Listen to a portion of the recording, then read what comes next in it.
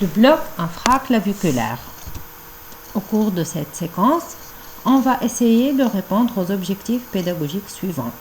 Déterminer les indications de la réalisation d'un bloc infraclaviculaire et planifier la procédure de réalisation d'un bloc infraclaviculaire. Le bloc infraclaviculaire est indiqué dans la chirurgie du coude, de l'avant-bras et de la main. Il est particulièrement indiqué chez les sujets maigres ou cachectiques, dont l'anatomie se prête mal à l'abord supraclaviculaire à cause d'une fosse supraclaviculaire très creusée et lors des fractures du membre supérieur qui ne peuvent être mobilisées. On commence par un petit rappel anatomique. Au niveau de l'apophyse coracoïde, les faisceaux nerveux issus des troncs supérieurs, moyens et inférieurs du plexus brachial encerclent l'artère axillaire de la manière suivante. Le faisceau latéral au-dessus de l'artère latéralement, le faisceau postérieur derrière l'artère et le faisceau médial en position médiale. La veine axillaire se situe généralement au-dessous de l'artère médialement.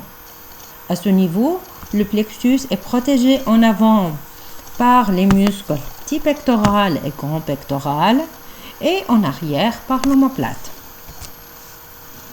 On passe à la procédure de réalisation du bloc infraclaviculaire.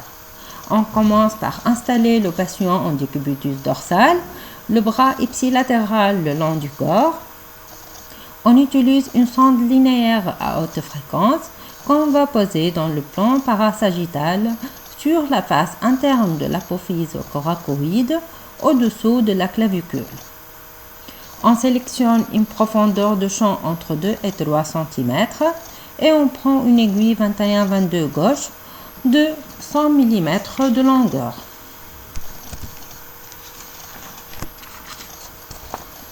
Pour la sono-anatomie, on va identifier l'artère axillaire, la veine axillaire au-dessous de l'artère et située médialement. Le muscle grand pectoral et petit pectoral, les faisceaux latéral, médial et postérieur sous forme de structures hyperéchogènes autour de l'artère.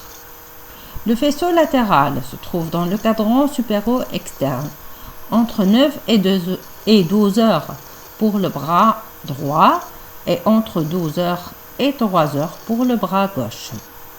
Le faisceau postérieur se situe dans le cadran inférieur à 6 heures.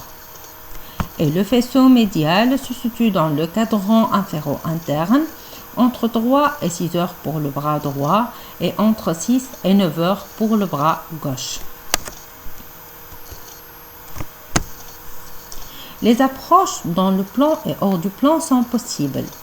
En cas d'approche dans le plan, on va insérer l'aiguille au niveau de l'extrémité céphalique de la sonde en direction caudale sous un angle de 45 degrés.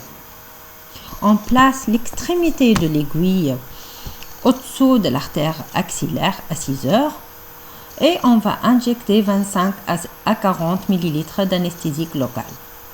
L'anesthésique locale doit diffuser en U autour de l'artère pour assurer un bloc complet du membre supérieur à partir du coude. Astuce clinique.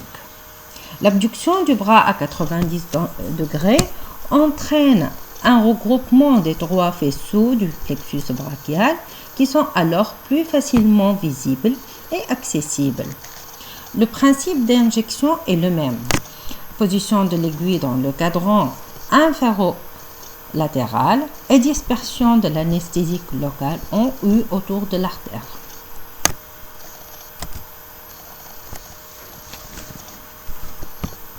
Le couplage à la neurostimulation. La stimulation électrique entraîne d'abord les réponses motrices émanant du faisceau latéral, à savoir une flexion du coude, puis celle du faisceau postérieur, à savoir une extension de la main ou des doigts. L'utilisation d'une sonde à basse fréquence permet d'obtenir un champ visuel plus large. La profondeur du bloc infraclaviculaire justifie l'utilisation d'une aiguille hyper-échogène qu'on peut mieux visualiser tout au long de sa progression. La visualisation de l'extrémité de l'aiguille. On peut mobiliser l'extrémité de l'aiguille pour relever sa position. Si on la place à 6 heures, on va soulever l'artère sous-clavière. Et si on la place latéralement, on va déplacer l'artère en direction caudale. Certains praticiens préfèrent une approche hors du plan. La sonde est alors placée au-dessous de la clavicule, parallèlement à cette dernière, en position transverse, et l'aiguille est insérée au milieu du bord inférieur de la sonde. Et je vous remercie.